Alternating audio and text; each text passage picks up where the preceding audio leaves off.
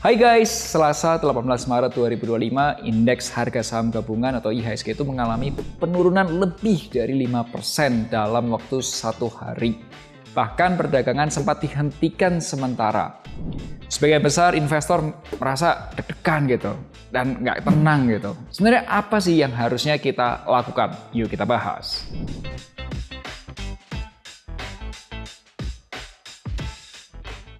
Beberapa waktu lalu, pasar saham Indonesia sempat heboh karena dalam sehari IHSG itu mengalami penurunan lebih dari 5%. Kondisi ini pernah terjadi pada saat COVID-19 di tahun 2020. Ada banyak berita yang mengatakan investor asing ragu dengan kondisi ekonomi, sampai ada isu ya, Ibu Sri Mulyani, Ibu Menteri Keuangan katanya mau resign atau mengundurkan diri. Nah, video kali ini kita akan bahas 3 hal. Pertama, apa sih yang menyebabkan IHSG itu turun lebih dari 5% dalam satu hari? Kedua, apa iya krisis moneter 98 ini akan terulang lagi di tahun 2025? Dan yang terakhir, bagaimana cara kita menghadapi investasi saham yang naik turun terlalu tinggi? Yuk kita mulai bahas. Selasa tanggal 18 Maret 2025, indeks harga saham gabungan atau IHSG itu anjlok ke level terendah dalam waktu 3,5 tahun terakhir karena kekhawatiran atas tarif tit for tat, rencana fiskal Indonesia dan bahkan prospek pertumbuhan ekonomi Indonesia. So IHSG dari akhir tahun 2024 sudah menandakan fase penurunan atau bearish, kata sebutannya ya. Coba perhatiin deh teman-teman grafik harga yang sudah menunjukkan pergerakan ke arah kanan bawah. Sampai akhir bulan Februari 2025, IHSG itu sudah mengalami penurunan lebih dari 20% dari harga tertinggi di 19 September 2024. Penurunan IHSG yang terdalam terjadi pada 18 Maret 2025. IHSG itu turun sampai 5% dan terjadi penghentian perdagangan selama 30 menit. Itu disebutnya trading halt. Ketika perdagangan dibuka kembali, itu IHSG malah merosot lagi sampai 6%. Menurut saya, IHSG turun itu karena kondisi dalam negeri kita.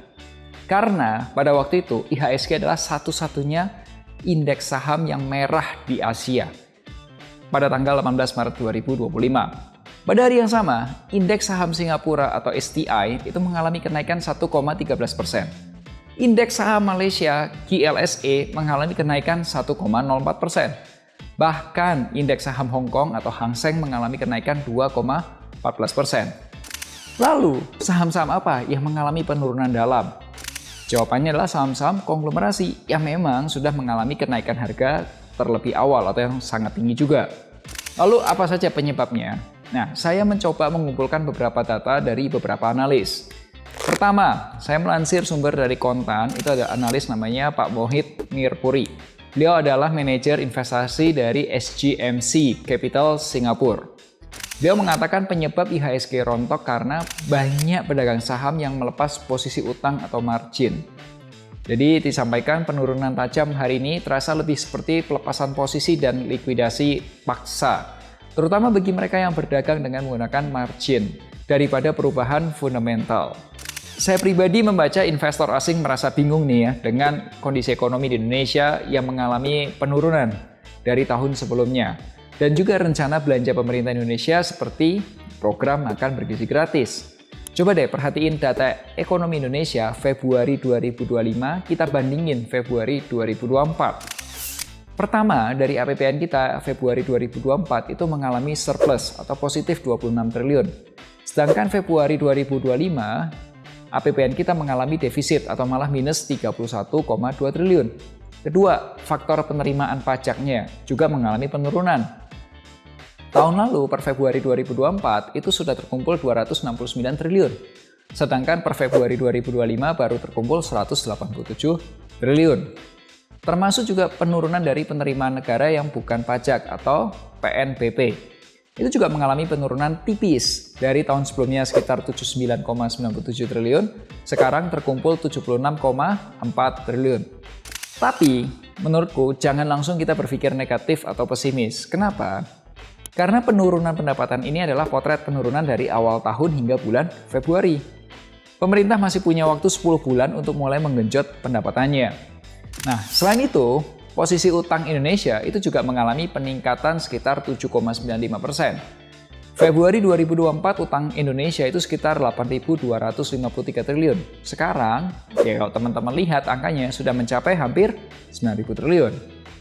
Ya, tentu aja nilai tukar kita juga mengalami pelemahan. Tahun lalu US dollar itu masih di range 15.719.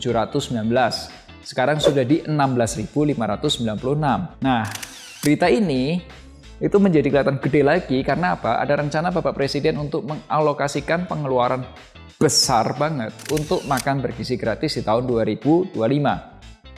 Saya menangkapnya, correct me if I'm wrong ya, saya menangkapnya gini. Banyak investor asing dan dalam negeri yang bingung dengan kondisi ekonomi Indonesia. Faktanya, pendapatan berkurang, utangnya bertambah, tapi kok rencana itu mau ngeluarin uang gede banget. Bagaimana pendapatmu sebagai warga negara atau juga sebagai investor? Tulis di kolom komentar ya. Thank you. Bahkan Ibu Sri Mulyani ini pernah mengatakan makan bergizi gratis itu ibarat menggelar hajatan atau pesta pernikahan setiap hari selama 1 tahun penuh. Dan ada beberapa orang yang khawatir juga nih, apakah krisis moneter 98 akan berulang? Yuk kita bahas di bagian berikutnya. Ada sebuah fakta menarik yang saya dapatkan dari CNBC Indonesia. Jadi sejak tahun 90 sampai Februari 2025, ternyata indeks harga saham gabungan atau IHSG itu pernah 35 kali mengalami penurunan yang penurunannya lebih dari 5% dalam satu hari. Krisis 97-98 itu disebut krisis moneter. Karena apa? Karena pada saat itu nilai tukar rupiah itu jatuh dan menyebabkan IHSG turun hingga 11,95% dalam sehari. Tepatnya tanggal 8 Januari 98. Kondisi ekonomi di Indonesia saat ini itu berbeda dengan tahun 98. Pada tahun 98, saat krisis moneter melanda Indonesia, utang luar negeri pemerintah itu mencapai 551,4 triliun rupiah. Dengan rasio utang terhadap PDB itu sebesar 57,7%. Utang ini meningkat tiba-tiba menjadi 938,8 triliun pada tahun 98-99 dan rasionya itu sudah mencapai 85,4% terhadap PDB atau pendapatannya pemerintah. Saat ini utang Indonesia itu di 8.900 triliun. Dengan rasio utang itu sudah di 30,3% terhadap PDB. Jadi sebagai counternya pemerintah punya 3 kabar baik dari Ibu Sri Mulyani. Pertama, neraca perdagangan Indonesia itu surplus ya 3,12% US dollar. Neraca perdagangan atau balance of trade ini artinya apa? Selisih antara ekspor dan impor. Kalau surplus artinya apa? Surplus artinya ekspor Indonesia lebih besar daripada importnya. Yang kedua adalah indeks PMI Index atau Purchasing Managers Index. Yang tadinya kontraksi itu artinya melambat, sekarang sudah ekspansif, mengalami percepatan. PMI positif itu artinya apa? Baik itu sektor manufaktur dan jasa mulai mengalami pertumbuhan. Dan investasi di Indonesia itu mengalami pertumbuhan, teman-teman. Terakhir, Ibu Sri Mulyani juga memberikan penjelasan bahwa beliau tidak resign. Berdasarkan riset dari Kontan, ekonomi Indonesia masih diproyeksikan mengalami pertumbuhan 4,7% sampai 5,5% di tahun 2025. Jadi, kita sebenarnya nggak perlu terlalu khawatir atau cemas berlebihan. Kondisi ekonomi Indonesia ini masih bertumbuh, namun kita tetap perlu kawal terus berita-beritanya. Setuju? Kalau setuju, boleh kasih like-nya dulu dong. Thank you ya. Sebagai perencana keuangan sekaligus investor saham, saya melihat investasi saham itu ya pasti ada fluktuasinya, ada naik turunnya. Nah, dalam kondisi seperti ini, saya setuju dengan saran dari teman-teman di Moduit. Konsepnya adalah RED, ya, RED merah. R-nya pertama adalah reassess. Cek kembali nih tujuan investasi kita dan evaluasi saham-saham yang kita punya. Apakah saham-saham kita itu terdampak dari segi harga aja atau ternyata ada perubahan secara fundamentalnya? Yang kedua, evaluate.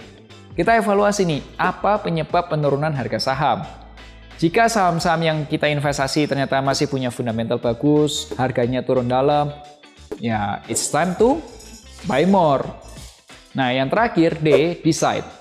Nah, tentukan keputusan yang tepat. Apakah kita akan cut loss, diam dulu, atau wait and see istilahnya, atau beli lagi.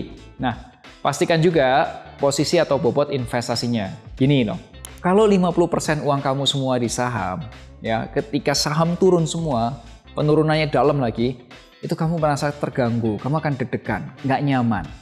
Nah, dalam investasi itu kita mengenal istilah diversifikasi. Ibarat tim sepak bola, itu jangan sampai semua pemain, 11 orang, itu semua kiper. Nggak kerak dong. Atau juga ekstrimnya, 11 orang semua menyerang gitu. Nggak kayak gitu juga dong. Jika kamu masih ragu dengan komposisi investasimu, maka kamu dapat berkonsultasi mengenai investasi dengan perencana keuangan di Finansialku.